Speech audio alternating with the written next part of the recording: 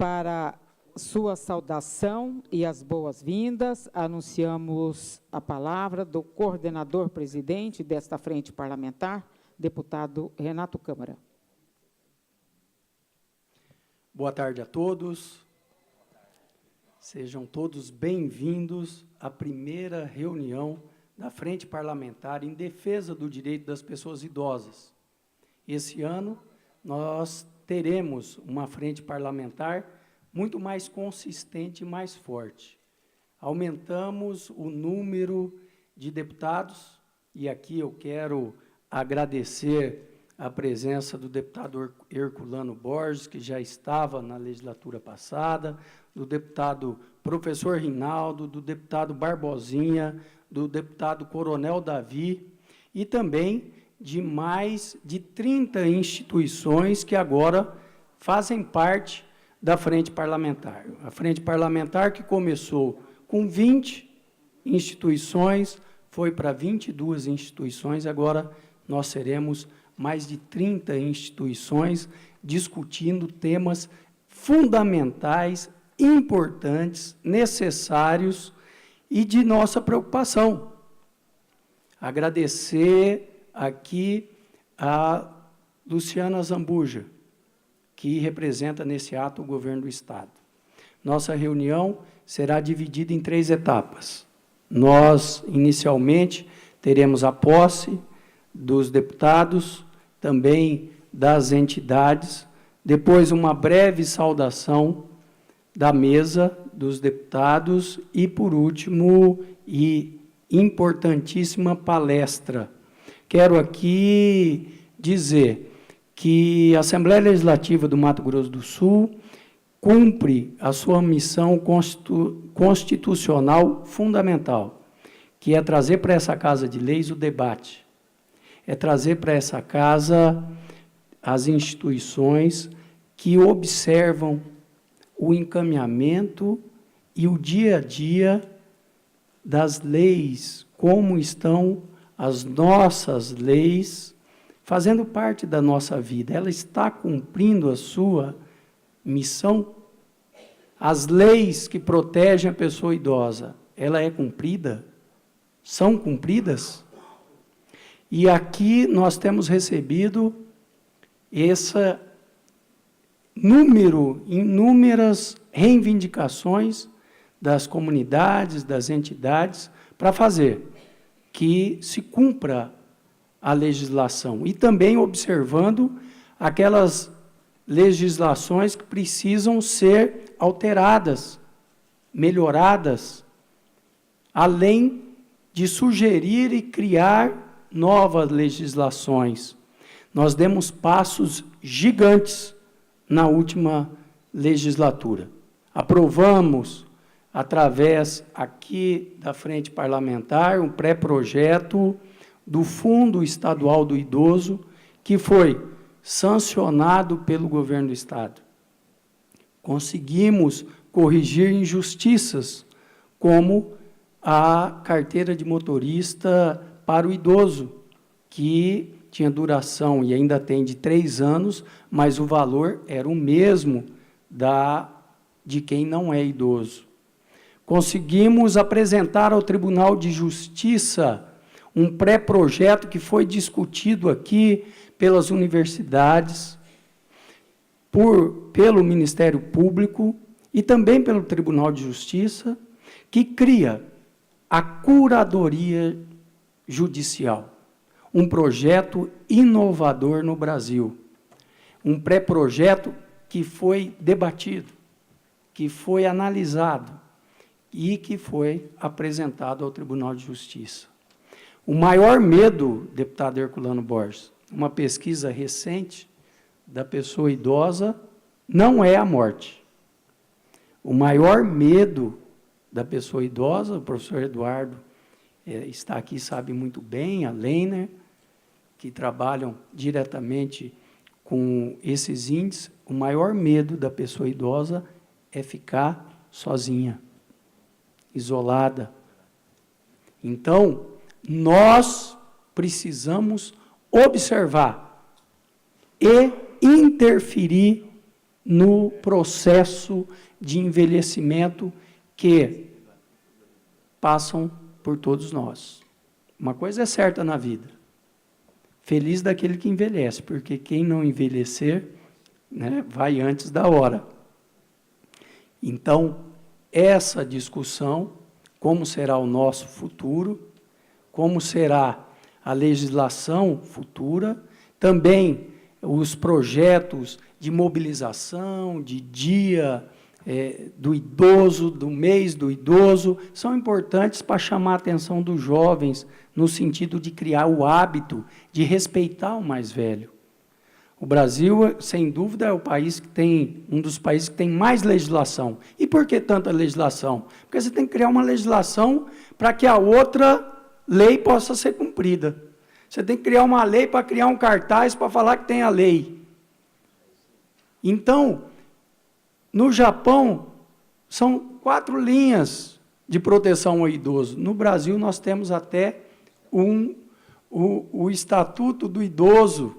Por que isso? Porque a população, muitas vezes, e todos nós, precisa dizer numa lei que é preciso levantar para dar assento a uma pessoa idosa. Precisa estar escrito em lei. E nós, para criarmos esse hábito, é a discussão, é o debate, é a apresentação de palestras, é a militância, são as entidades, e a Assembleia Legislativa. Tenho a satisfação de recebê-los todos aqui, militantes e militantes, de todo o nosso Estado, para discutir esse tema tão importante, que é o envelhecimento no país como é o Brasil. Dando continuidade, quero passar aqui a palavra ao nosso cerimonial. Registramos a presença neste plenário da senhora Tetê Trade, ela que é secretária adjunta da Secretaria Especial de Cidadania, Mara Lúcia Alencar, coordenadora do Centro de Convivência do Idoso, CCI Vovoziza, Denis Pereira, diretor do Conselho Regional de Fisioterapia e Terapia Ocupacional de Mato Grosso do Sul, Dr. José Roberto Pellegrini, médico geriatra, palestrante desta tarde, da senhora Zildete Gadelha Puorro, coordenadora do Grupo Melhor Idade Ativa, Igreja Evangélica Comunidade Global, Edmar Sintra, Movimento Nacional de Luta pela Moradia, Consol, Nilva Santos, assessora parlamentar do deputado Eduardo Rocha, Auro Silva, presidente da entidade Consol. Senhoras e senhores, passamos neste momento a leitura do ato número 6 de 2019, que dispõe sobre a instituição da Frente Parlamentar em Defesa dos Direitos da Pessoa Idosa. A mesa diretora da Assembleia Legislativa do Estado de Mato Grosso do Sul, no uso de suas atribuições legais, regimentais e considerando o que dispõe o artigo 101 do anexo da Resolução número 65 de 2008, o regimento interno resolve. Artigo 1º. Institui, no âmbito da Assembleia Legislativa do Estado de Mato Grosso do Sul, a Frente Parlamentar em Defesa dos Direitos da Pessoa Idosa. Parágrafo único. A existência formal da referida frente parlamentar coincidirá com o mandato da mesa diretora da primeira e segunda sessão legislativa da 11ª legislatura. Artigo 3º. A frente parlamentar a que se refere o artigo 1º tem por finalidade propor, discutir e acompanhar a execução de políticas públicas e privadas relacionadas à promoção e defesa dos direitos da pessoa idosa, especialmente das liberdades fundamentais descritas no Estatuto do Idoso. Artigo 4º. Designar como membros para compor a Frente Parlamentar em Defesa dos Direitos da Pessoa Idosa os senhores parlamentares: deputado Renato Câmara, Herculano Borges, Márcio Fernandes, professor Rinaldo, Eduardo Rocha, Lídio Lopes, Jamilson Nami, Coronel Davi e Barbosinha, sob a coordenação do primeiro. Artigo 5º.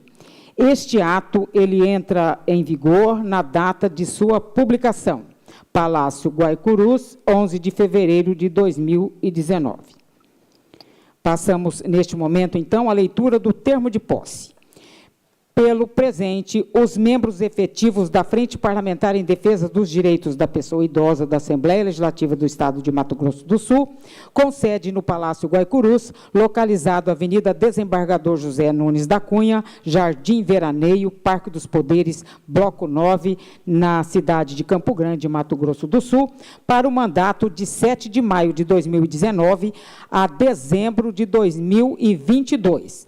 Abaixo discriminados e indicados, que assumirão suas funções, sob o compromisso de comparecer nas reuniões quando convocados, para discussão e aprovação de assuntos pertinentes. Por ser expressão da verdade, assinam a seguir, como coordenador presidente desta frente parlamentar, assina deputado Renato Câmara.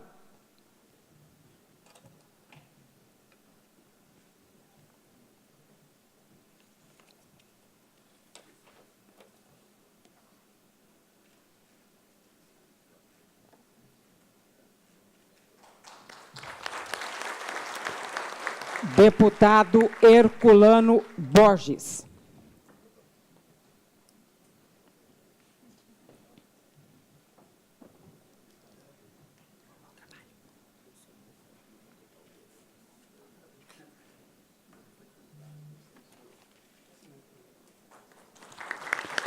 Deputado professor Rinaldo.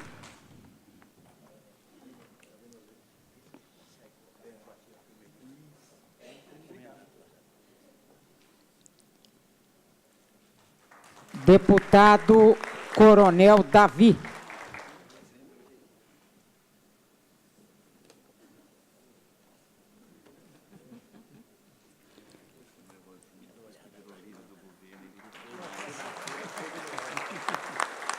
Deputado Barbosinha.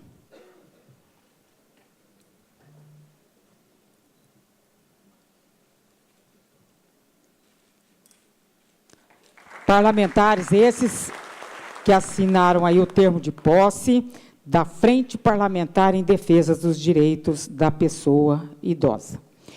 E agora convidamos para assinar o termo de compromisso os titulares e suplentes das instituições que também compõem a referida Frente Parlamentar. Pela Superintendência de Assistência Social SEDASH, convidamos para assinar, como titular, Valderez Freitas de Souza.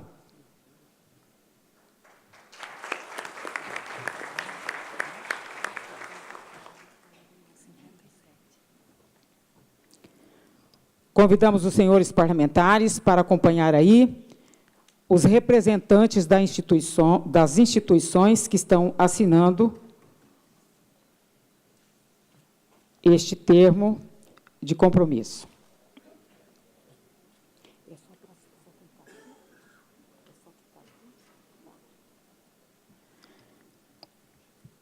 Pela Coegemas, a Somasul, Patrícia César dos Santos.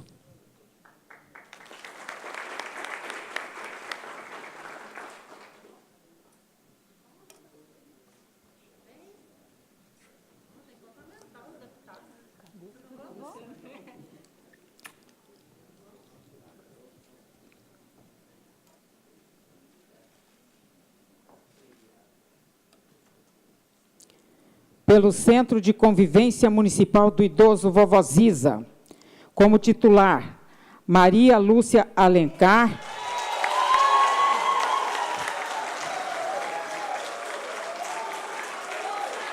E como suplente, pelo Centro de Convivência Municipal do Idoso Vovoziza, como titular, assina Maria Lúcia Alencar e como suplente, a Cristiane Alves da Fonseca.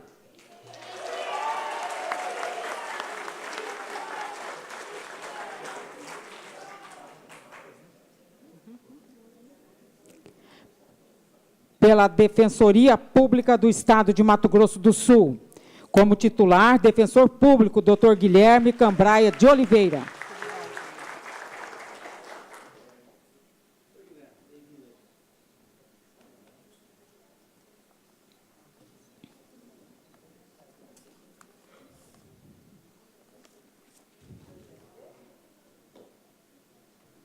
Pelo Fórum Permanente do Idoso, como titular, Mônica Cristina Adames Matos. E como suplente, Gregória Maciel.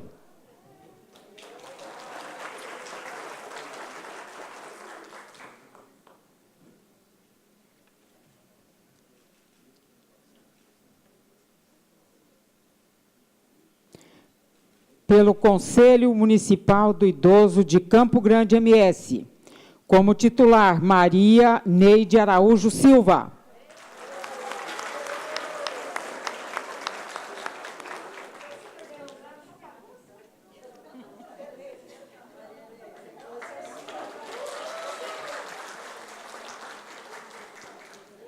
Pela Secretaria de Estado de Saúde, SES, como titular, Neiva Cristina Barbosa dos Santos de Figueiredo.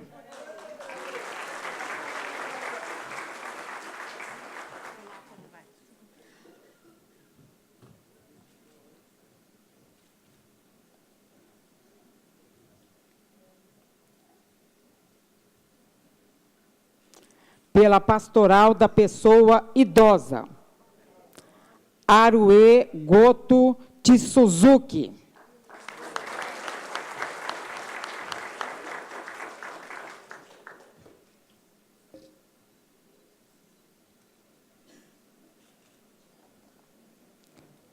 Pela Fundação de Esporte e Lazer do Estado de Mato Grosso do Sul, Fundesporte, como titular, Carina Luiz Pereira Quaini, e suplente, o Alessandro Birajara Cardoso.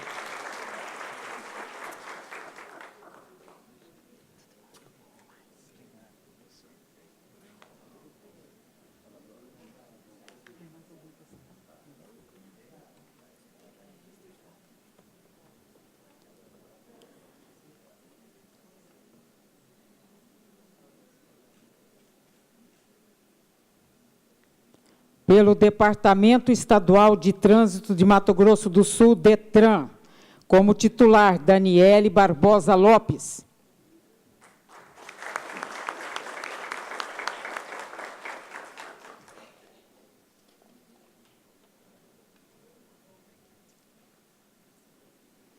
Pela Universidade Federal de Mato Grosso do Sul, FMS, como titular, Eduardo Ramires Mesa, e suplente, Suzy Rosa Miziara Barbosa.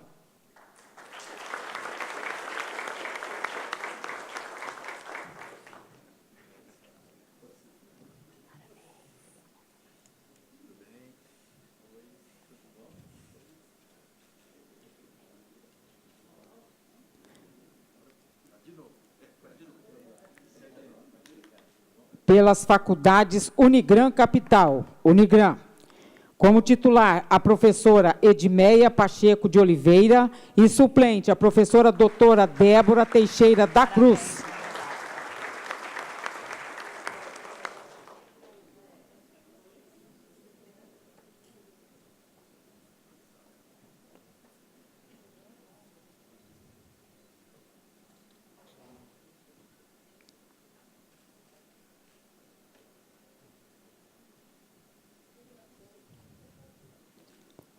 Pela Secretaria de Estado de Educação, como titular, Maria Aparecida Beraldo e suplente, Maria Joana Durben Mareco.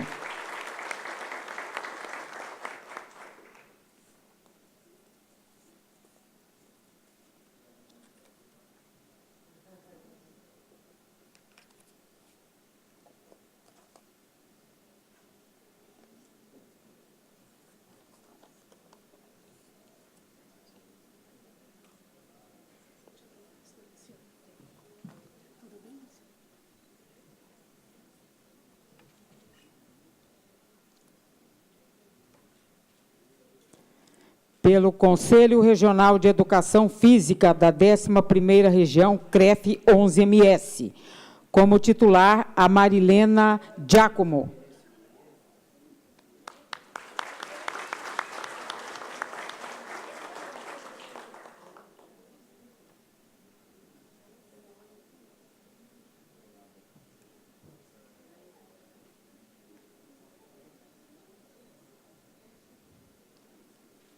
Pela Subsecretaria de Defesa dos Direitos Humanos, Cid Pinto Barbosa Júnior.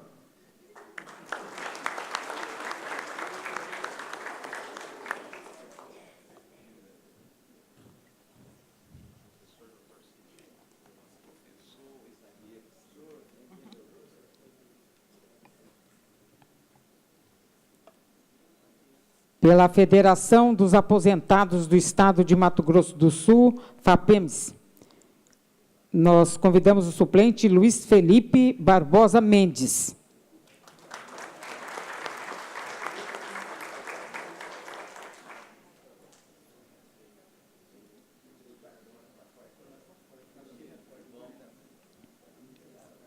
Pela Universidade Estadual de Mato Grosso do Sul, UEMS, como titular, Janis Naglis Facker, e suplente a Andressa Santos.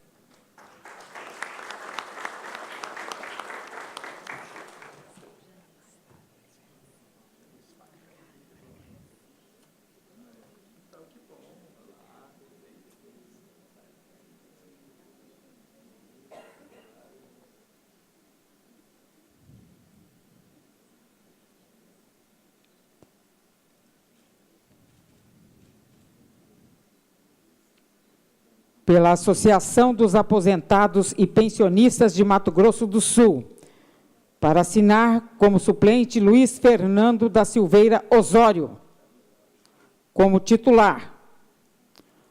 Assina como titular, pela Associação dos Aposentados e Pensionistas de Mato Grosso do Sul, Luiz Fernando da Silveira Osório.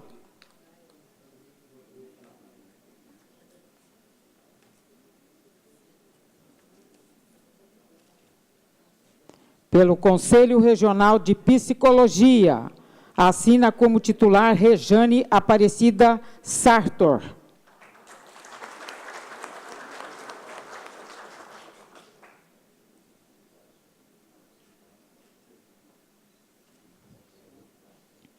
Pelo Asilo São João Bosco, como titular, convidamos para assinar esse termo de compromisso o Gersino José dos Anjos, e como suplente a Paula Alencar Castro.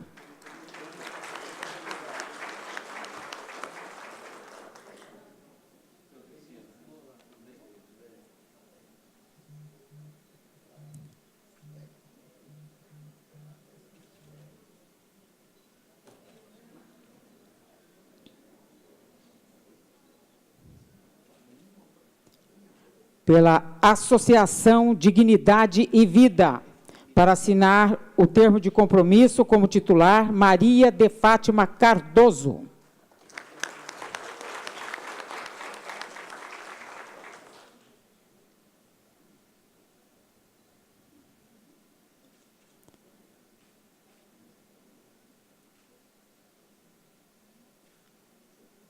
Pela Associação Brasileira de Alzheimer, convidamos para assinar o termo de compromisso como titular a Silvana Projete Pascoal Siste e como suplente a Ana Cláudia Martins Lugo Siebra.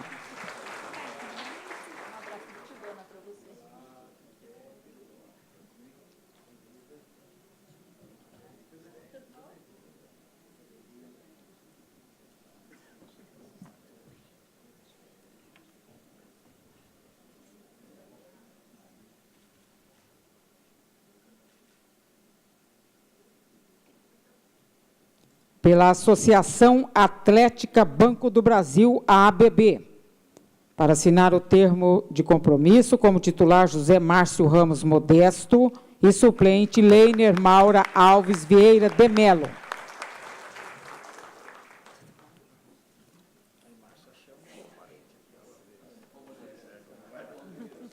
Informamos que os registros fotográficos deste evento, eles estarão disponíveis na galeria do site da ALMS.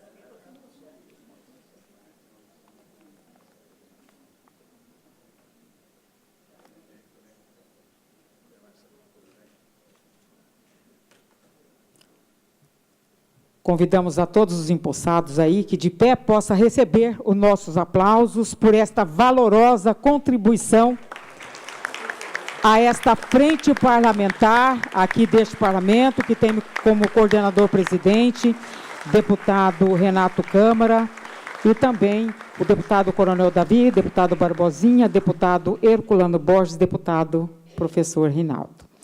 A partir deste momento, para conduzir os trabalhos desta reunião da frente parlamentar, convidamos o coordenador-presidente, deputado Renato Câmara. Parabéns a todos os empossados, sejam bem-vindos agora oficialmente à Frente Parlamentar em Defesa do Direito da Pessoa Idosa. Nós teremos muito trabalho esse ano, as nossas reuniões são mensais e os tópicos específicos são discutidos em câmaras técnicas separadas que se reúnem uma vez por semana ou conforme a demanda do tema. Então, sejam todos bem-vindos. As instituições que assinaram essa posse têm a responsabilidade de participar das reuniões. Esse é o termo de posse. Quando não puderem vir encaminhar o suplente, essa é uma obrigação oficial de cada instituição. Sejam todos bem-vindos. Agora, por uma breve saudação, passo a palavra para o deputado Barbosinha.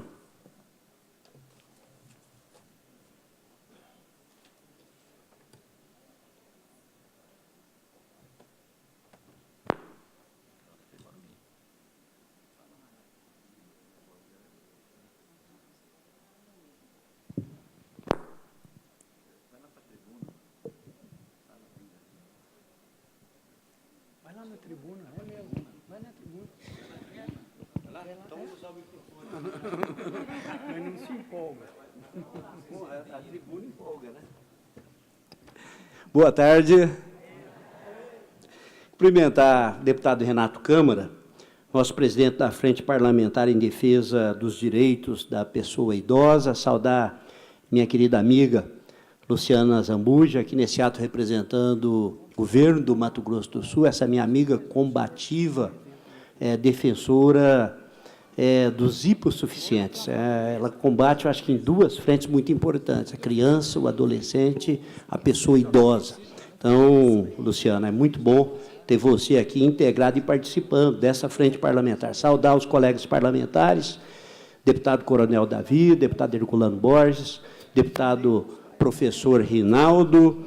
Quero, em nome aqui da Maria Lúcia, da vovó Ziza, em nome do doutor Guilherme da Defensoria Pública, saudar a todos vocês que trabalham nesta frente tão importante e que irão fazer parte desse conselho. O deputado Renato Câmara fez ali uma introdução qualificada, falando da necessidade de leis e mais leis para se regulamentar ou para se dizer aquilo que deveria ser uma prática de berço.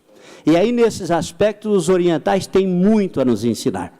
O idoso, para o oriental, ele é sinônimo de sabedoria, ele é sinônimo de inteligência, ele é idolatrado pela família, cuidado pela família. Só a gente vê os avós, os vós e as vós, né?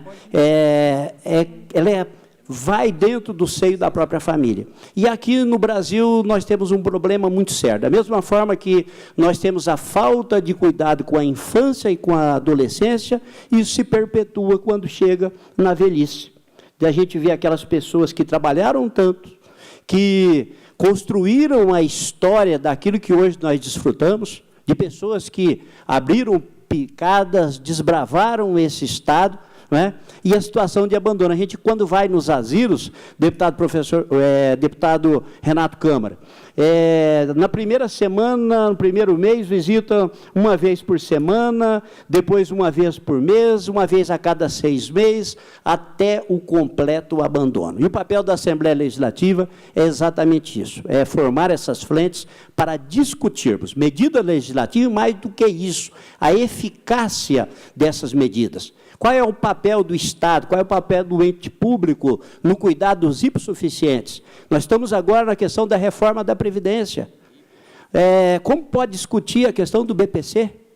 como você pode retirar direitos consagrados para aquelas pessoas que mais necessitam. Então, creio que a reforma da Previdência ela é fundamental, mas ela não pode retirar direito daquelas pessoas que não têm direito nenhum. E, às vezes, aquele recurso representa a sua total sobrevivência. Então, saúdo essa frente, ela é muito importante na condução do deputado Renato Câmara, que é um deputado combativo nessa causa. Renato, ao longo do primeiro mandato, eu tenho acompanhado aí as medidas, as legislações e as ações que ele tem tomado em defesa, principalmente das pessoas idosas. E nós estaremos aqui para somar a esses esforços e para aprender com vocês. Porque muitas das vezes nós falamos na teoria aquilo que na prática vocês vivenciam todos os dias. E essa casa ela precisa exatamente aproveitar dessas experiências ecléticas que nós vemos aqui na formação do Conselho, para poder, ouvindo, aprender com vocês e transformar em realidade aquilo que a lei preconiza. Então, bem-vindos a todos, muito obrigado pela oportunidade de estarmos aqui reunidos nessa tarde.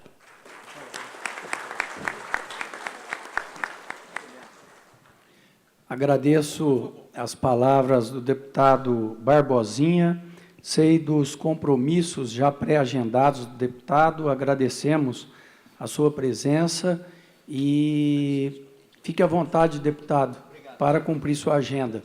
Agora passo a palavra para o deputado Herculano Borges. Bom, boa tarde a todos, todas. Que alegria podermos estar reunidos aqui. Mais um ano nessa frente parlamentar tão importante. Faço questão de falar aqui da mesa para agilizar os trabalhos. Nós temos um palestrante, especialista no assunto, mas eu deixo essa saudação ao meu colega deputado Renato Câmara, que tão bem conduz as frentes parlamentares, tanto a da pessoa idosa, quanto da regularização fundiária, que nós participamos ano passado juntos. E eu fico feliz quando as ações da frente parlamentar elas se tornam legislações, como é o caso da legislação que foi uma proposição da frente parlamentar na questão da CNH. Então, esse é um exemplo de como a frente parlamentar pode ser bem utilizada e pode ter resultados positivos. Então, eu desejo a todos um bom trabalho, as instituições que estão aqui, muito obrigado por aceitar esse convite, esse comprometimento, e eu tenho certeza que a ajuda de vocês vai nos trazer subsídios para que a gente possa fazer valer as leis que já existem e, em especial, criar algumas ações que vão dar mais qualidade de vida para os nossos idosos, que a gente sabe, infelizmente, o nosso país, como foi falado pelo deputado Barbosinha, nós não temos uma cultura, como tem o Japão, por exemplo, de tratar bem as pessoas da terceira idade. Então, nós temos que trabalhar, em especial, com as nossas crianças, com a juventude, para mostrar a importância de honrar as pessoas mais idosas. E nós estamos aqui para ajudar nesse contexto. Obrigado pela presença de vocês, contem conosco aqui, vamos trabalhar bastante. Muito obrigado.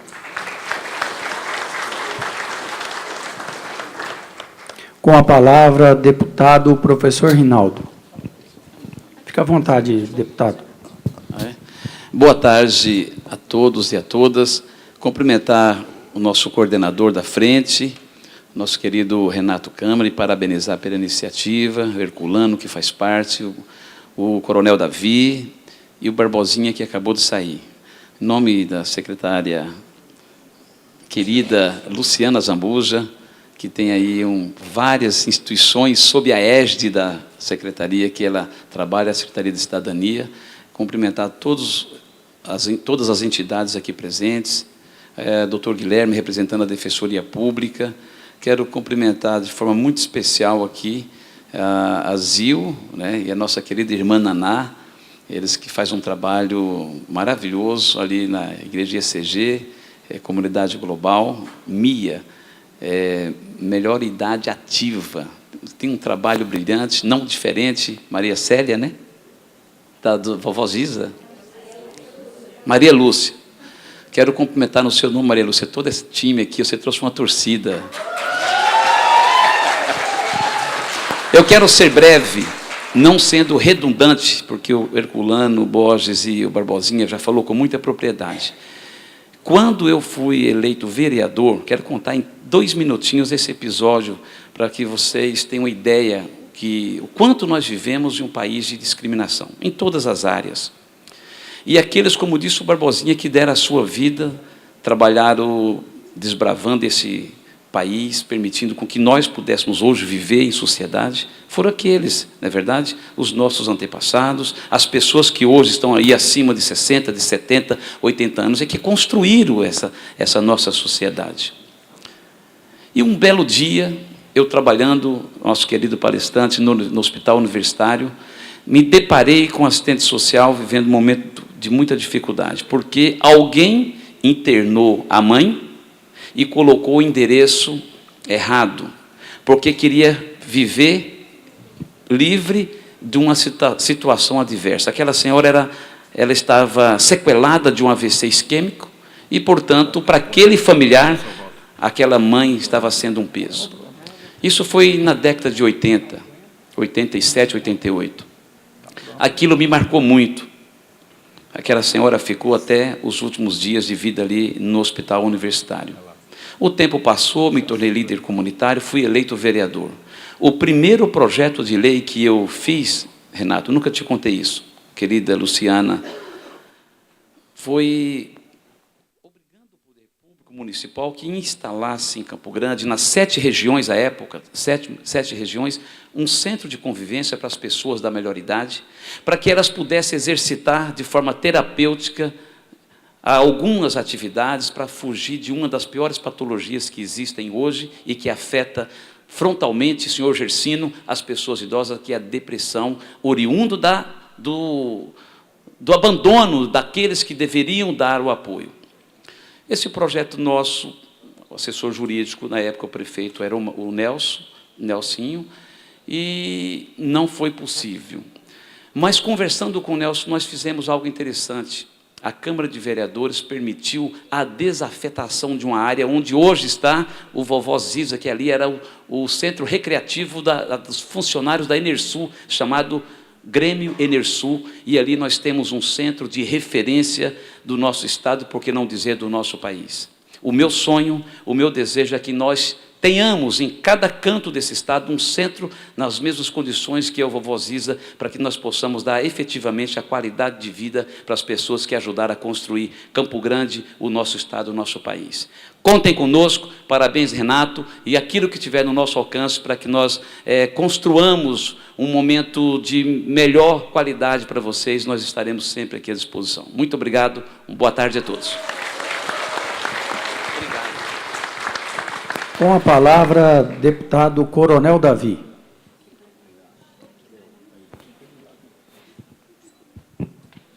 Boa tarde a todos. Gostaria de cumprimentar aqui o nosso coordenador, Renato Câmara, e estender os cumprimentos ao deputado professor Rinaldo Herculano Borges, a nossa querida e incansável Luciana Zambuja. Costumo dizer que a Luciana Zambuja cuida de 3 preciosidades da nossa vida. Primeiro são as nossas crianças, depois os adolescentes e, finalmente, os nossos idosos. E quero cumprimentar aqui todos, em nome do Cid Júnior, filho de um grande homem que tem uma grande história no Mato Grosso do Sul. Cumprimentar todos que tomaram posse como titular e como suplente, e dizer, Renato, da nossa responsabilidade. Esta Casa de Leis, ela possui diversas comissões que cuidam de diversos assuntos de interesse da sociedade. E nós, da Assembleia Legislativa, estamos agora constituindo frentes parlamentares, que estes assuntos precisam ser levados para além dos muros da Assembleia Legislativa, se bem que nós não temos muro aqui, né? Mas nós temos que levar além do que é discutido aqui na Assembleia pelos deputados, para as pessoas que têm interesse direto naqueles assuntos. E dizer para vocês, que estão aqui hoje nos prestigiando, quanto faz bem para nós, aqui dentro, como parlamentar, como responsável por fazer leis que possam, de alguma forma, melhorar a vida das pessoas, terem vocês aqui conosco, cabelos brancos, com muitas histórias já vividas, olhando para nós aqui e pedindo ajuda naquilo que vocês têm dificuldade hoje de viver de uma forma plena dentro da sociedade. Então, contem com as nossas ajudas, com as nossas colaborações e com o meu empenho pessoal, como integrante da Frente Parlamentar, de realmente lutar por algo que é importante dentro da sociedade. Nós cuidarmos de alguém que teve toda uma vida para caminhar, que construiu a sua história e agora precisa ser bem tratada pela sociedade, que ela mesma, em algum momento, ajudou a construir. Então, muito obrigado a todos.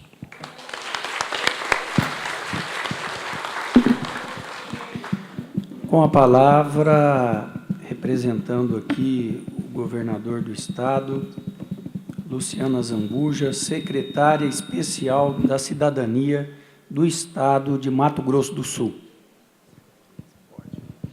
Boa tarde a todas as pessoas que aqui se encontram. Eu gostaria de agradecer o convite que nos foi feito pelo coordenador, presidente da Frente Parlamentar de Defesa dos Direitos da Pessoa Idosa, meu amigo Renato Câmara, e dizer, Renato, que eu fico muito honrada de estar aqui hoje, nesse momento. Gostaria de desejar bom trabalho a você, a condução, e também aos deputados, nossos amigos aqui, o deputado Rinaldo, o Herculano, Barbosinha, que teve que sair, o deputado Coronel Davi. É muito bom quando a gente percebe que as pessoas de bem estão imbuídas em fazer o bem a outras pessoas. Acho que é isso que nos move hoje, como sociedade, é isso que também está faltando um pouco na nossa sociedade. A gente precisa de respeito, de dignidade e de cidadania. A alternativa de não envelhecer é morrer. Quem estiver vivo, envelhece. E a gente precisa envelhecer com dignidade. Nós somos cidadãos. E foi nessa linha que o governo do Estado recebeu uma recomendação da Frente Parlamentar, dessa frente, para a constituição da Subsecretaria de Estado de Políticas Públicas para as Pessoas Idosas. E foi criada por lei em dezembro do ano passado. Assim como também foi criada a Subsecretaria de Estado de Políticas Públicas das Pessoas com Deficiência. Porque se já é difícil envelhecer, e se já é difícil ser uma pessoa idosa com deficiência também é muito mais difícil. Então, junto a essas subsecretarias, nós também temos, e é importante a gente dizer isso, porque nesse conjunto de ações que a gente tem trabalhado, o exercício da cidadania, o diálogo construtivo das políticas públicas, nós também temos as questões relacionadas às políticas para as mulheres, e principalmente o enfrentamento à violência contra as mulheres. Nós também temos políticas da juventude, porque a gente precisa começar a conversar da base e de baixo, a gente precisa de educação para transformar as pessoas e fazer com que as pessoas transformem a sociedade no que a gente quer. A gente também tem duas outras pastas da igualdade racial das pessoas negras, quilombolas e indígenas e da população LGBT. É uma pasta que eu tenho muita responsabilidade e noção disso, mas também muita seriedade no trato, porque são políticas de direitos. A gente mexe com a vida das pessoas, com o direito das pessoas. Então, deputado Renato Câmara, a Subsecretaria de Políticas Públicas para a Pessoa Idosa está sendo constituída, está sendo implementada. A gente espera que o seja ainda nesse primeiro semestre, e quando estivermos com toda a estrutura pronta, sem sombra de dúvidas, essa Casa de Leis vai ser procurada, que a gente tenha trabalhos em conjunto e em parceria com todas as instituições que aqui estão, com essa Casa de Leis que sempre foi tão parceira nossa. E eu já gostaria também, de antemão, deputado, de lhe deixar a nossa parceria, o nosso envolvimento na campanha do Junho Violeta. Toda forma de violência deve ser combatida, nenhuma discriminação, nenhum preconceito e nenhuma tolerância com a violação dos direitos de quem for. Então, o governo do Estado, por meio da nossa Secretaria de Cidadania, já está à disposição, e eu não tenho dúvidas que também o será por todas as outras pastas governamentais que integram essa frente parlamentar. Bom trabalho a todos, e nós estamos à disposição. Dando continuidade, gostaria de chamar o seu Walter para ler uma poesia da sua autoria aqui na tribuna, que possa falar para nós, alegrar-nos a alma um pouco. Quero também fazer alguns reconhecimentos. Reconhecer aqui o trabalho da Defensoria Pública, e aqui, em nome do doutor Guilherme, dizer da fundamental importância da Defensoria Pública nesse trabalho constante em defesa do direito das pessoas idosas. Quero aqui reconhecer o trabalho do nosso secretário executivo, Messias, e, em nome dele, a toda a equipe que trabalha na preservação da agenda e da construção das pautas aqui da Frente Parlamentar. Reconhecer também o trabalho da Kátia Motti, que agora está na Secretaria Especial da Cidadania do Estado de Mato Grosso do Sul, que ajudou essa frente parlamentar a se constituir. E também agradecer aqui a presença de todos os representantes das instituições. Com a palavra, o seu Walter, que também faz parte da frente parlamentar, para falar um pouco da sua poesia.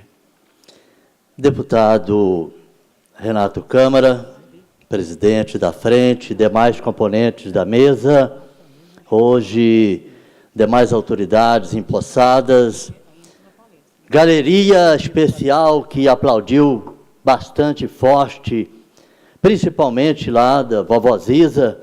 Espero que no final da minha fala eu possa ter a honra de receber pelo menos 10% desses aplausos.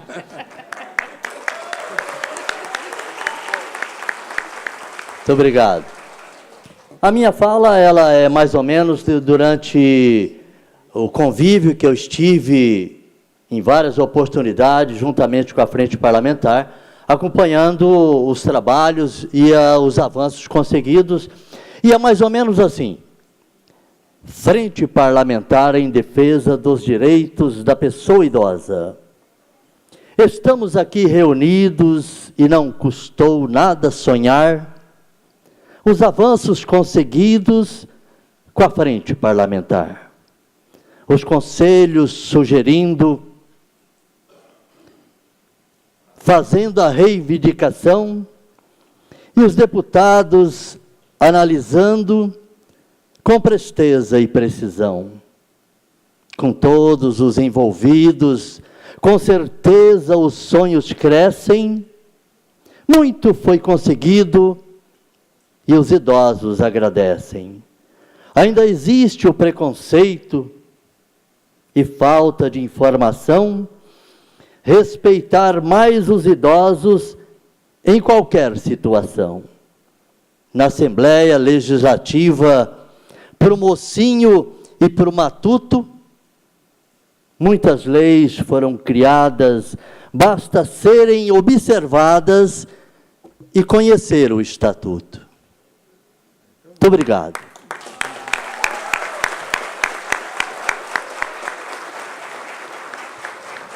Muito obrigado. Obrigado, Walter, parabéns. Gostaria, nesse momento, de convidar a representante da OAB, a doutora Lilian Veronese, para tomar a posse e também, aproveitando a oportunidade, desfazendo aqui a mesa para dar continuidade aos nossos trabalhos com a palestra muito importante, que todos vão, já conhecem um pouco o trabalho do Dr. José Roberto Pellegrini, que é, sem dúvida, um dos maiores especialistas nessa área de envelhecimento do Mato Grosso do Sul. A mesa está desfeita e que o cerimonial prossiga com os encaminhamentos.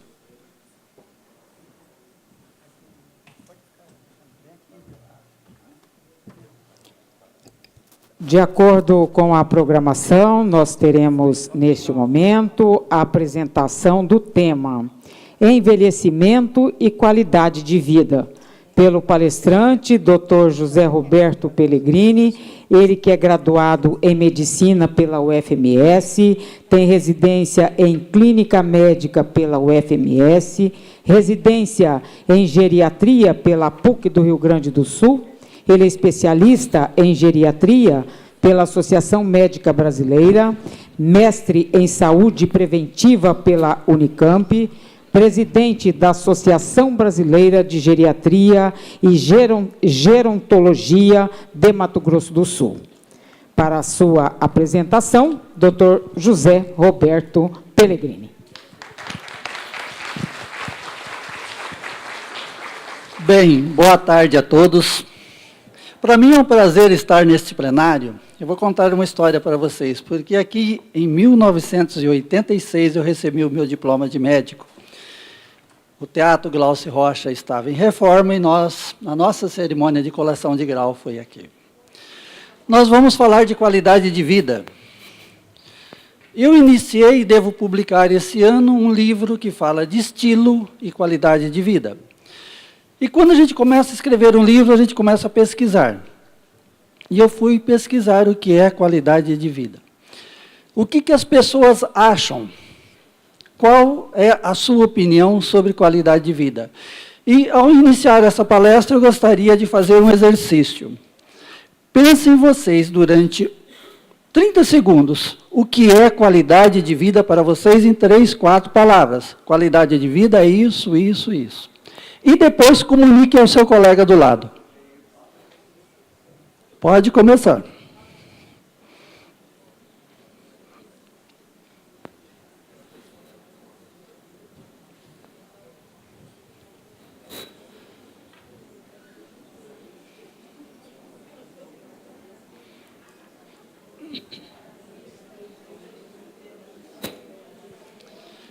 Pois bem, quando eu iniciei esse trabalho, eu comecei a fazer uma pesquisa e fiz um levantamento na literatura. Quando você faz um levantamento na literatura, você pesquisa por palavras-chave. E vem milhões de palavras. E a gente vai refinando a busca. Vai usando filtros, refinando a busca. E eu cheguei num consenso que nós deveríamos usar as pesquisas que não eram induzidas. Aquela pesquisa que o indivíduo perguntava e que a resposta era espontânea. Porque muitas vezes a pesquisa é feita, mas dá 3, 4, 5 alternativas. E selecionamos 30 trabalhos, feitos nos 5 continentes. A primeira definição, segundo as pessoas, a mais comum, qualidade de vida é ter saúde. A segunda é viver em paz, que é um conceito bastante abstrato. E a terceira é condições financeiras. Mesmo a saúde não é só a saúde física, a saúde é a saúde física, é a saúde psicológica, aí vem o mental e o emocional, e a saúde social. Viver em paz, a paz é um estado, não é uma situação apenas. E ter dinheiro é muito relativo. Vocês já devem conhecer aquela velha historinha do pescador sem camisa. O pescador vivia pescando, depois da pescaria ele reunia no seu barraquinho, na beira de uma ponte, para vender os seus peixes. E tinha uma jovem que passava por aquela ponte quase todos os dias e via aquele pescador, sempre alegre e sorridente. Um dia ela parou e perguntou: "O senhor é feliz?" Ele sorriu e respondeu: "Claro que sou feliz." "E por que o senhor anda sem camisa?" "Porque eu não tenho nenhuma camisa para vestir." Então, a situação econômica ela é bastante relativa. Pode passar. Os anos são apenas números. O importante é a vida. A vida vale a pena quando a pessoa possui autonomia funcional. Principalmente no indivíduo de bastante idade, se ele fazer as suas AVDs, suas atividades de vida diária. Eu sempre brinco com meus pacientes, olha, a vida vale a pena até quando a gente consegue comer sozinho e limpar a bunda sozinho. O dia que alguém precisa limpar a nossa bunda, a vida não vale mais a pena. Então, a gente tem que preservar as nossas autonomias. Próximo. Nós conseguimos dar mais anos à vida. A jornalista me procurou antes da palestra, para a gente conversar, numa entrevista. Eu estava falando para ela. Em 1945, a expectativa no Brasil era pouco mais de 45 anos. 2015 já passou para 75 anos. Nós ganhamos 30 anos a mais de vida, nesse curto período de tempo. Mas será que nós conseguimos também ganhar qualidade nesses 30 anos a mais? Esse que é o problema. O próximo. Essa é a pirâmide do ano passado do PNAD. Se vocês notarem, a base, ali até os 10 anos, ela está se encurtando. A faixa mais larga da pirâmide, ela vai dos 15 até os 44 anos. Isso tem um porquê que nós vamos ver mais para frente. O próximo. No censo de 1980, realmente era uma pirâmide. A base muito larga, bem apiculada, né? E pode passar o próximo. Isso é a projeção do IBGE para 2030. Nem parece mais uma pirâmide, parece um navio. Aliás, o censo de 2030 vai ser muito interessante, porque no censo de 2030 nós vamos ter mais idosos do que criança. Nós vamos ter mais pessoas com mais de 60 anos do que de 0 a 14. A Organização Mundial da Saúde considera um país envelhecido quando 14% da população tem mais de 60 anos. Ainda já estamos conquistando esta marca. O próximo. Eu gosto muito desta tabela. Evolução global, segundo a ONU.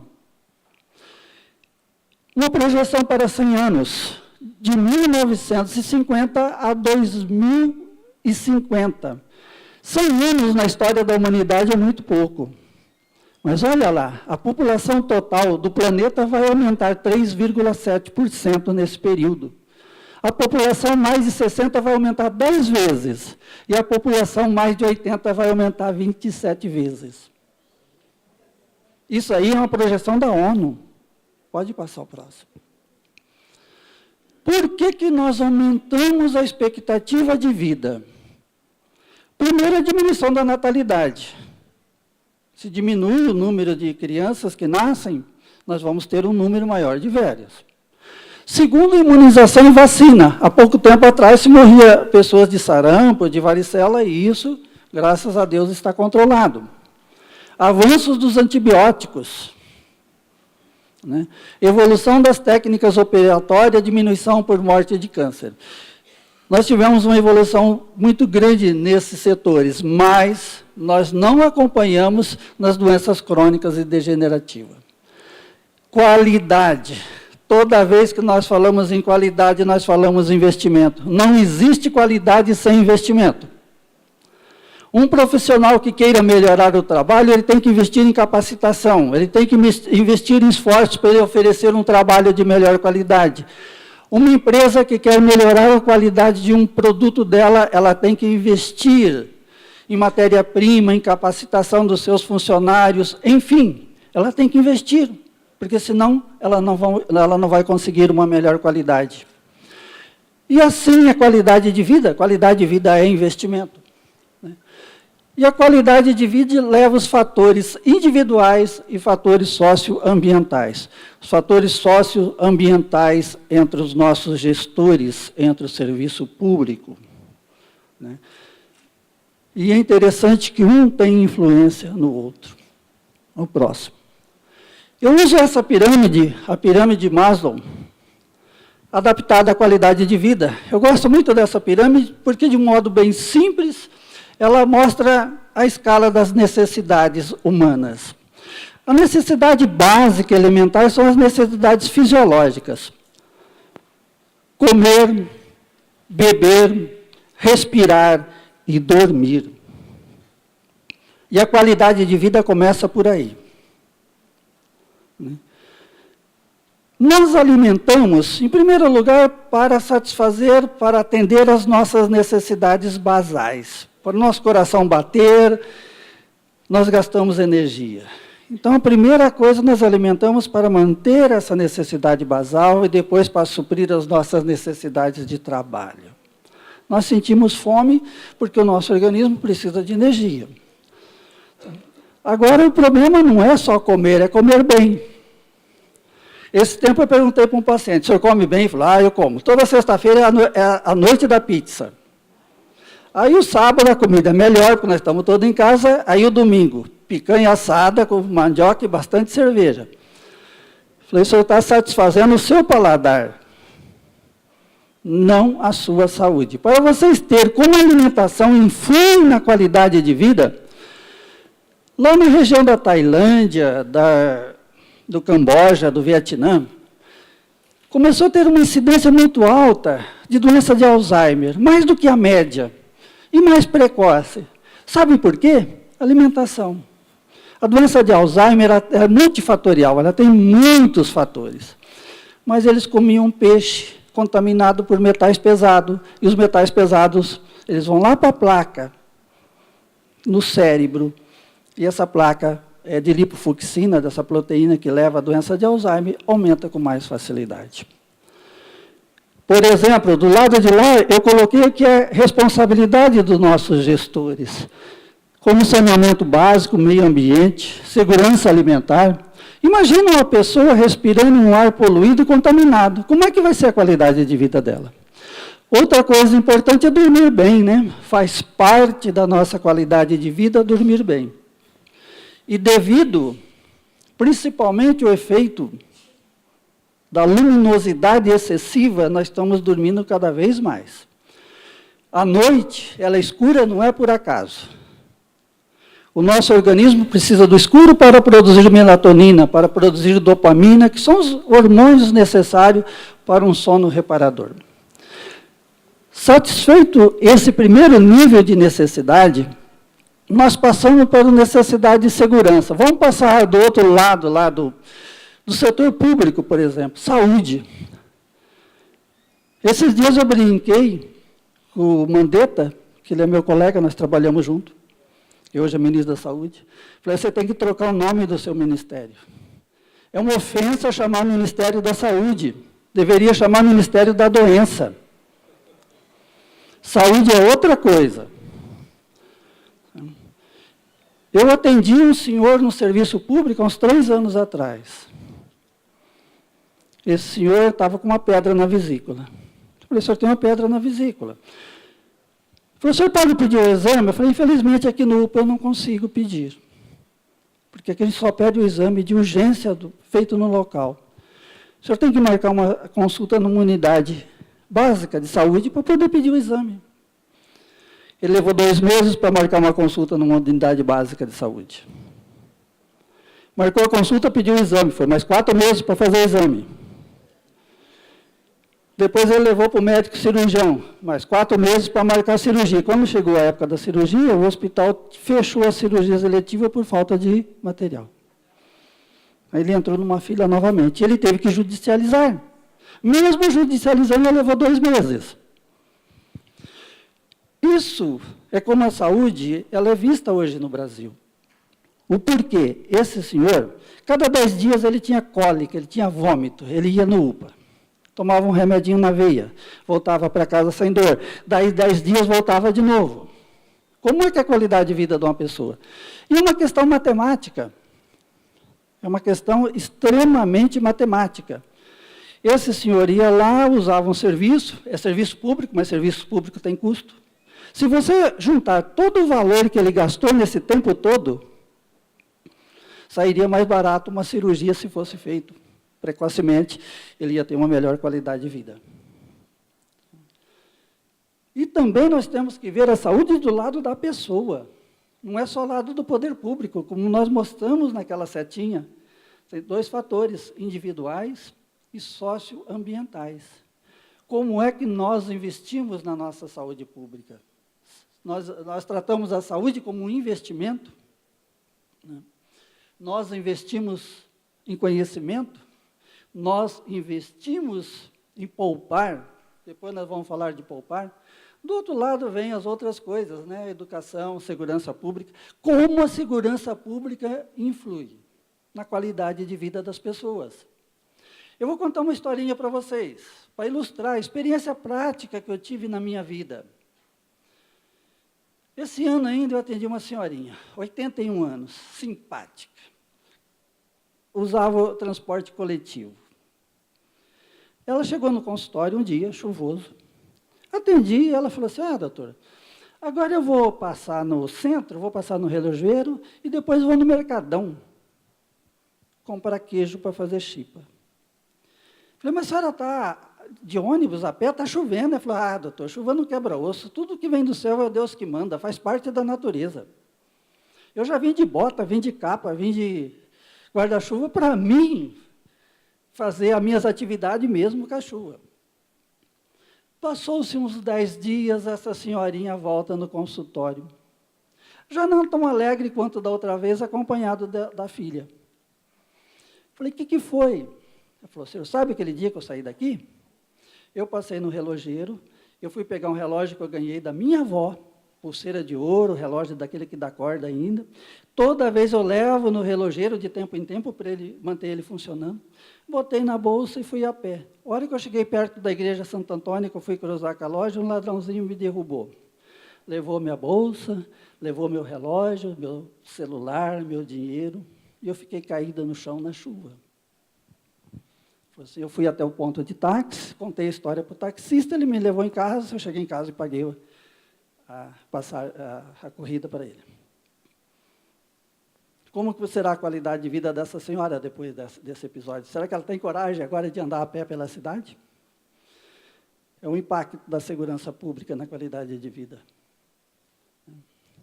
Depois nós passamos para as necessidades sociais, família, amizade, grupos sociais, religiosos, relações intergeracionais, que nós vamos falar um pouquinho depois pela frente. Isso é extremamente importante, né? O deputado ainda estava falando do vovó Ziza. Eu me lembro que eu e a professora Leiner, desde o início do Conselho Estadual de Saúde, nós fizemos parte. Eu fui o segundo presidente do Conselho Estadual de Saúde.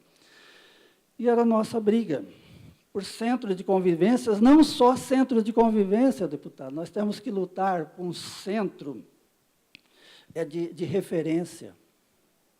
O centro de convivência é para a convivência social das pessoas. Nós temos que ter um centro de referência, como tem em São Paulo, o CRI, Centro de Referência do Idoso, porque ele vai para lá para ter atividades, e além de ter atividades, ele recebe a atenção quanto à sua saúde. Mas a família é muito importante, o que nós vemos, que pessoas bem relacionadas com a família têm uma melhor qualidade de vida.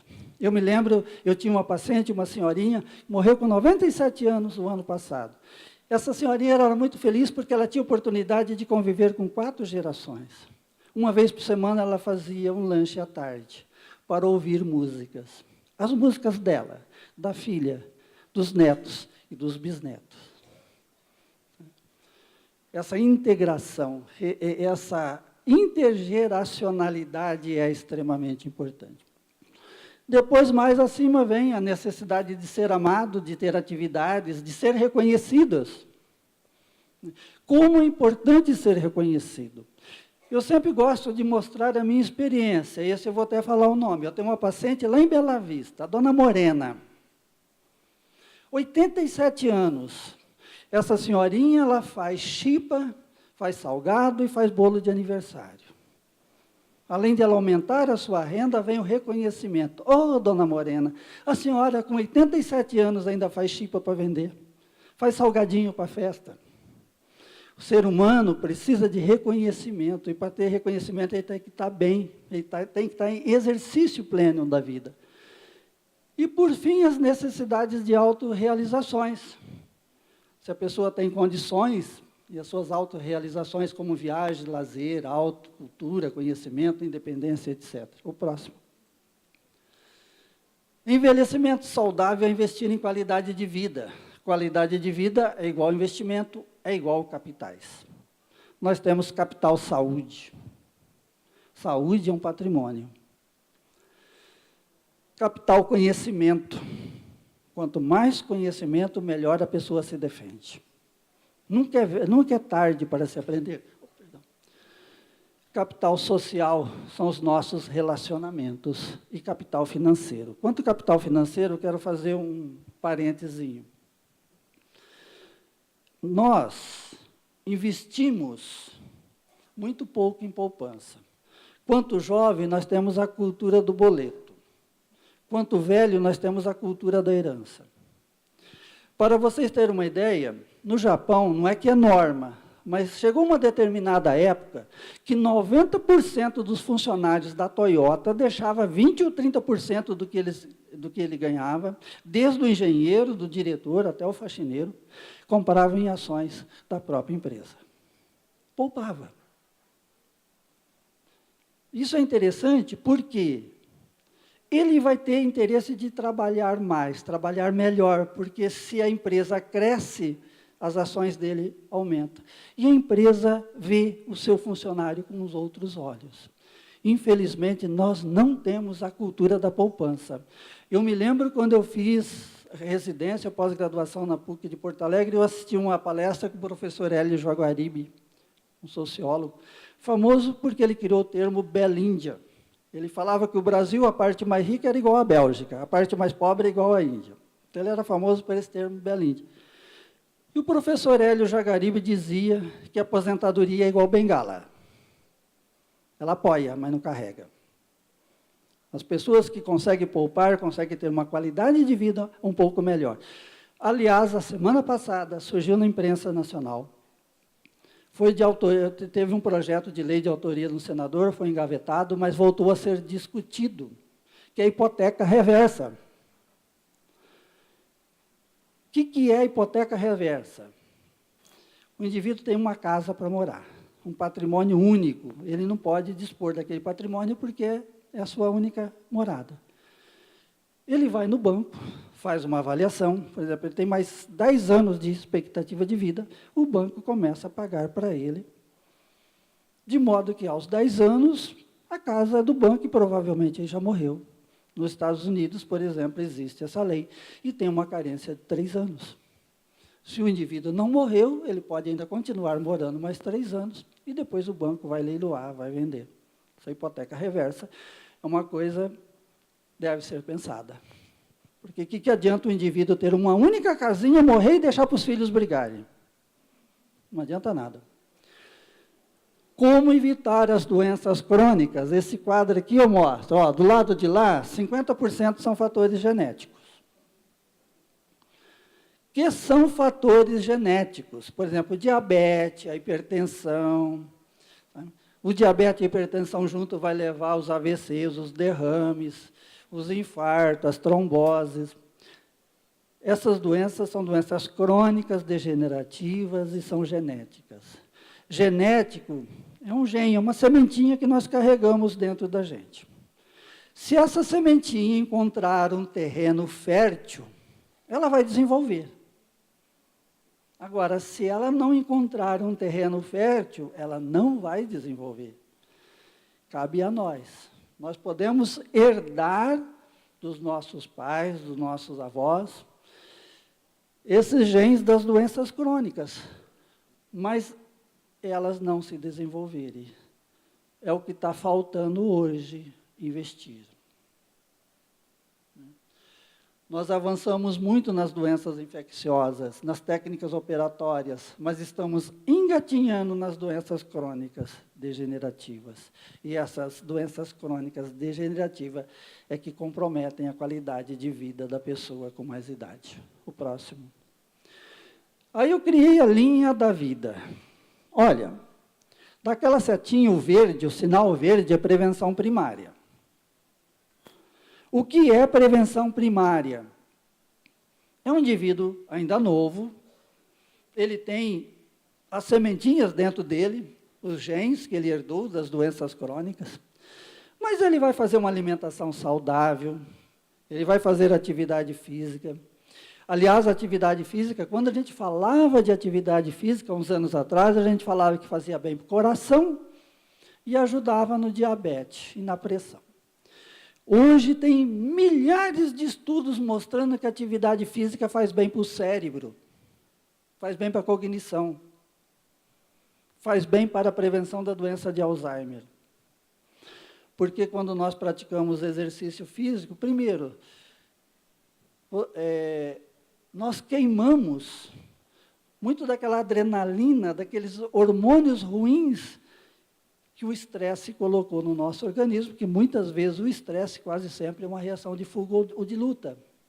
Nós nos preparamos para correr ou para bater, mas nós nem batemos e nem fugimos, mas o nosso organismo se preparou para aquilo. Por isso que vocês falam, olha, no calor da guerra, o indivíduo levou um tiro e não sentiu dor. Ou o jogador estava jogando bola, estava com sangue quente e não doeu. Mas não é isso. É porque ali ele está preparado para a batalha. O organismo se prepara para a batalha. Mas se ele está lutando, se ele está jogando, ele está consumindo.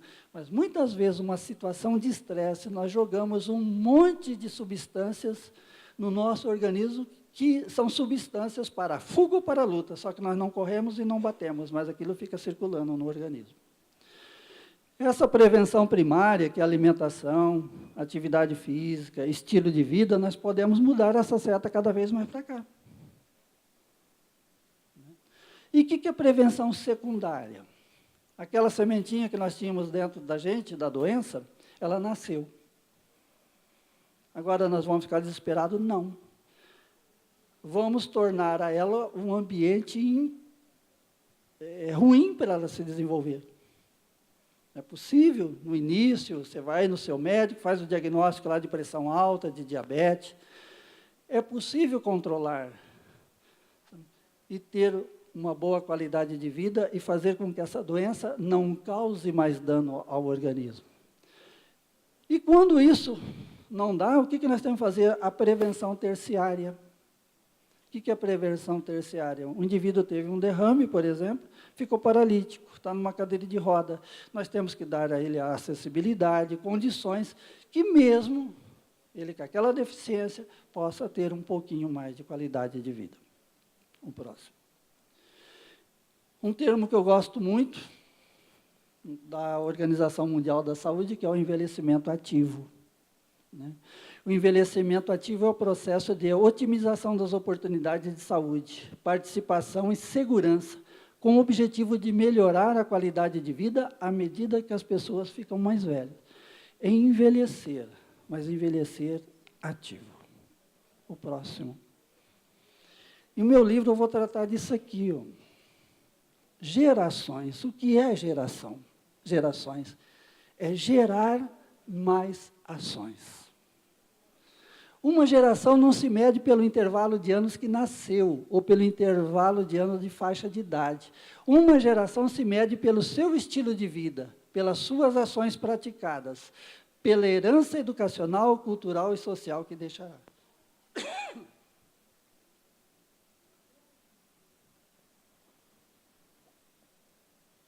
Tem uma americana, chamada Gina Pell. Ela criou um termo.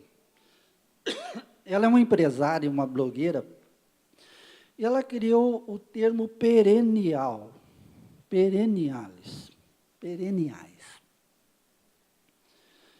O que é perennial? Ela conseguiu muito adepto entre as mulheres, não tanto quanto aos homens. Que é aquela pessoa que, independente da idade, mas geralmente tem mais de 50 anos, que está antenada. Aquela pessoa que está antenada. Já tinha um estudo no Canadá, um estudo nos Estados Unidos, da geração Baby Boomer, que é a minha geração. As pessoas que nasceram depois da guerra, depois de 1946 até 64, que foi a explosão de bebê. Essa explosão de bebê, esse pessoal dessa época, no censo agora de 2030 que eu mostrei, será a explosão de velhos. A explosão de bebê daquela época, a explosão de idosos dessa época, de 2030. Então, diz que essa geração baby boomer, ela ia envelhecer melhor. Porque é a geração que está mais antenada. É o pessoal que está informatizado. Sabe? Aliás, foi uma das épocas mais férteis, né, da arte, da cultura. Né? Mas uma geração ela não se mede pelos anos, mas sim pelo estilo de vida. O estilo de vida é mais importante do que os anos. Então, eu chamei essa geração, e provavelmente o livro deve ter esse título, que é a geração ocupacionalis. Porque perennialis vem de perene. E nada é perene, como já dizia Heráclito. A única coisa permanente que existe são as mudanças. E teve um outro polonês, um sociólogo, Zygmunt Baumer, que ele criou uma teoria da sociedade líquida. Ele dizia que a sociedade atual ela se moldava ao recipiente líquido. E eu digo que a sociedade não é sociedade líquida, ela é uma sociedade nuvens. É uma sociedade volátil hoje. Mas essa geração ocupacionalis, ele tem esses 10 tributos. E isso já mostra que 17% da população do mundo desenvolvido e a maioria dos idosos com qualidade de vida já pratica isso aí. Primeiro é o uso inteligente do tempo. Não brigar com o tempo. Quem fazer do tempo inimigo vai ser derrotado por ele. O trabalho como fonte de emoção e de transformação é o segundo. O conhecimento como instrumento de emoção e alavanca para o trabalho. Quando nós temos mais conhecimento, nós trabalhamos melhor. Quarto, consumidor consciente. A Gina Pell ela dizia que essa sociedade perennial dela era uma sociedade consumidora como os jovens. Eu discordo disso, nós temos que ser consumidores conscientes. Né? Curioso. É um indivíduo curioso por natureza, não encherido, conectado à realidade, né? Cooperativo em vez de competitivo. Isso é extremamente importante, cooperativo em vez de competitivo. Intergeracional nas relações e nos costumes. Eu sei que o meu tempo está acabando, mas vou contar uma historinha bem rápida. O Apacete chegou para mim e falou assim, olha, eu sou muito vaidosa, eu gosto de retocar o batom, né? E a minha neta é muito vaidosa, mas eu achei que a minha neta ficava olhando no celular, olhava, mexia no cabelo, falei, será que ela está tirando selfie? Aí eu perguntei para a minha neta, mas por que você olha no celular, mexe os cabelos? Ela falou, vó, é o melhor espelho. A gente ativa a câmera fotográfica, e não bate a foto, é um espelho perfeito. E ela falou, eu aprendi com a minha neta. Agora eu sei como retocar o batom. Então, em vez de ficar brigando com o neto, que o neto está lá no celular, por que não chegar nele e falar, meu filho, me ajude. Eu quero aprender com você. E depois agradeça. Cultiva a divergência sem intransigência. Isso é importante também. Ocupa-se de acordo com as possibilidades do seu corpo, a sua mente e suas emoções. Por exemplo, um indivíduo, vou só dar um exemplo para vocês, um indivíduo que gosta de viajar, ele tem 65 anos, ele tem dinheiro, tem condições. Ele pode fazer uma viagem ao Nordeste de carro. Ele tem físico, ele tem fôlego, ele tem condições. Agora, quando ele chega aos 75, talvez ele não tenha condições de dirigir 6.000 quilômetros, mas ele pode viajar de ônibus de grupo. E quando ele tiver 85, se ele estiver bem, ele pode viajar sozinho de avião. E se ele tiver 95, ele pode viajar de avião ou fazer uma viagem curta de carro acompanhado. Ele tem que se adaptar. Não querer ser sempre a mesma pessoa, fazer o mesmo que ele sempre fez. Velhice, vocês gostam desse termo? Idosos. Terceira idade, melhor idade, feliz idade. Não, eu criei esse termo que faz parte do meu livro, que é terceira onda. Onda é energia, é movimento. A primeira onda não é a terceira onda do Alvin Toffler, que é econômica. A minha terceira onda, a nossa terceira onda, a primeira onda é a infância e a juventude. A segunda é a vida adulta. A terceira é depois dos 65. Nós não podemos perder a criança que nós fomos. Nós carregamos um pouquinho dela. É a onda, é energia. Ela carrega essa onda. A segunda onda é a onda do trabalho, da produção. Então, o indivíduo, quando chegar na terceira onda, ele tem um pouquinho de cada energia, ele carrega um pouquinho daquilo. Por que terceira idade? Como disse, o tempo não se mede idade, se mede por emoções vividas.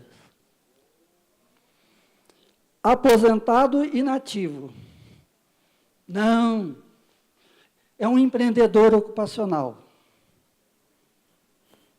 Nós temos empreendedores comerciais, industriais, digitais. Por que não ocupacional? Ocupar o seu tempo de maneira gostosa, sabe? Útil, fazer bem para si e para as outras pessoas. Esse é um empreendedor ocupacional. Não é nem velho, nem terceira idade, é terceira onda. Não é aposentado e inativo, é empreendedor ocupacional. Muito obrigado.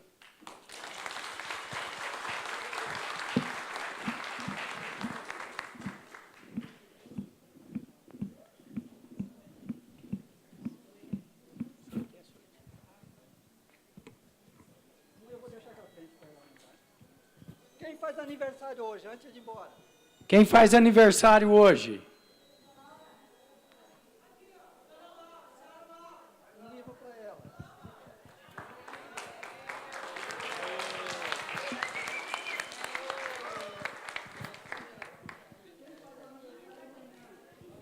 Quem faz aniversário amanhã?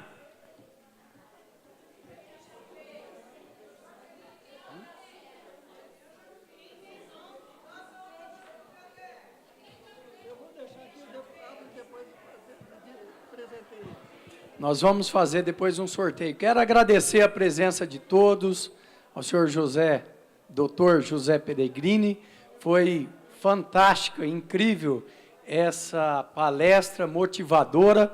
Nas nossas reuniões, nós queremos, todo final de reunião, ter uma pequena palestra, para que nós possamos ir arquivando esse conhecimento nos nossos anais, também no nosso site e na Assembleia Legislativa. Não tendo mais nada a tratar, declaramos encerrado a presente reunião.